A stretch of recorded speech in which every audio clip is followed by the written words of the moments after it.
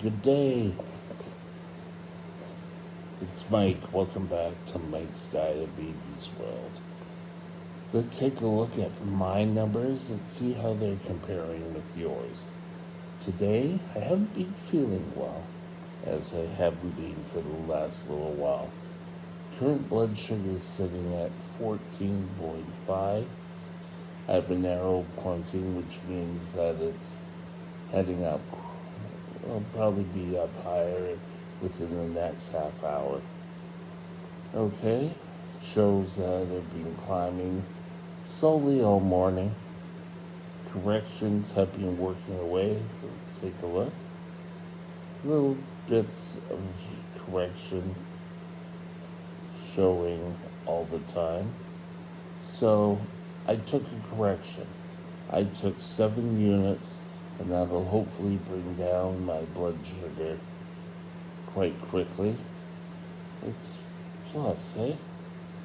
Okay, timing. Ooh, bad day. It's actually quite a bad day. So it's one metric. So let's take a look here. 40% time in range. 34 above, 26 below, and the 40 in range. The one metric is the average sugar is sitting at 7.6%. So this is all not a great number. So that's what it looks like on a graph basis, numerically down here. So let me start by asking, have you ever had been out exercising and find that your number hits super high? Yeah, like I've been out exercising. Yeah, right, Mike, you're not out exercising. It's me being sick. But exercising that you're up high to 14, maybe even up to 16, 18. But you stop, and then without an hour later, you're having a crash. Your body's all of a sudden, I'm in an instant reaction. What the hell's going on? It's called adrenaline. Well, actually, adrenaline and cortisol are the two, adrenaline and cortisol are the two hormones that are really working to give you your spikes. Now, the best illustration I had of this was in one example. I think it was the National Institute of Health topic on this, where someone wrote in half an hour going at a nice, easy bike ride caused no spike whatsoever. But getting out, being active, really going for a bike ride with a slight incline caused them to get 200. So we'll say 180 to 200. So that's nearly 180 to 200% of a spike in your blood sugars. The problem with this is an hour, and I've seen an hour to 6 hours, you're going to spike, and your body's natural is going to fight this off, and you're going to crash. So what are you to do? You're going to end up eating, taking more sugar into your system in order to handle it? Or do you start high? If you start higher, you're going to go higher. It's simple math here. So what people have suggested or come out, and this is not um, any medical advice, contact your doctor before implementing what I'm about to say. The solution they had was saying, well, give 40 units of insulin before you start exercise. Well, 40 units of insulin may be too little for me, may be too much for someone else. So I wouldn't go off and try those numbers exactly. But adrenaline and cortisol are going to cause you problems. So what do you do in order to correct this? Well, you can speak to your doctor, find out what amount of insulin is best to give. Probably give it a half an hour before you decide to exercise.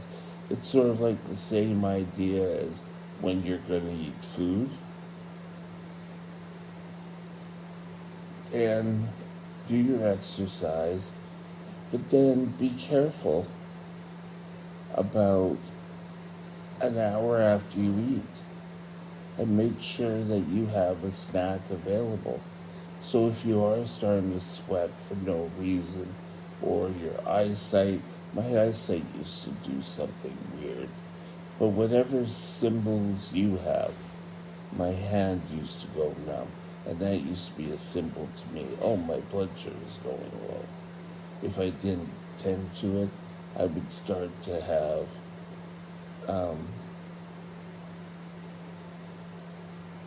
very low blood sugars and would get migraine headaches and all sorts of weird things. Make sure that you take care of your body and what your blood is trying to tell you by the little simple hit. I have a deep problem now. Well, I don't really exercise too much because of how I'm feeling right now, but I kind of have to use a chair to get around. That's me. Don't let it get to that. Get your exercise. Plan to have a snack 30 minutes after or an hour after. Try giving some insulin before your blood sugar goes up, but check these out with your doctor first. I'm not a medical doctor. I don't claim to be a medical doctor. Just go and check these things out with your doctor. Have a chat. Say, oh well, I used to do this quite.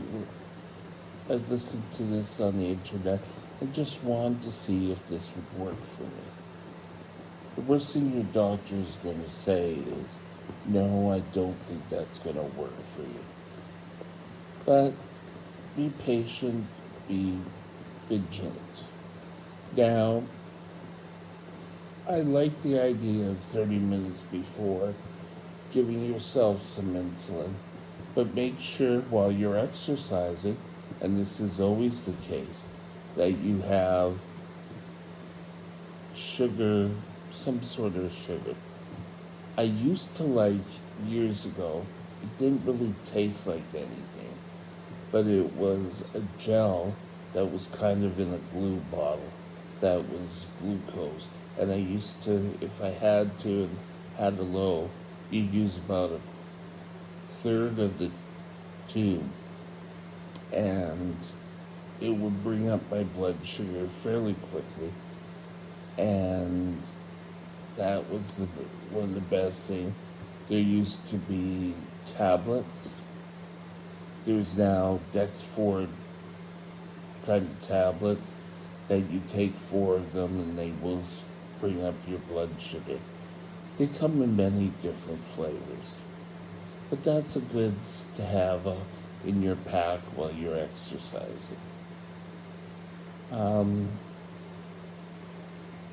If you're just wanting to lower your blood sugar lightly, just be conscious of the fact that your blood sugar after exercising because of adrenaline and cortisol, you're going to probably spike, and then after time will come down. I wouldn't so much in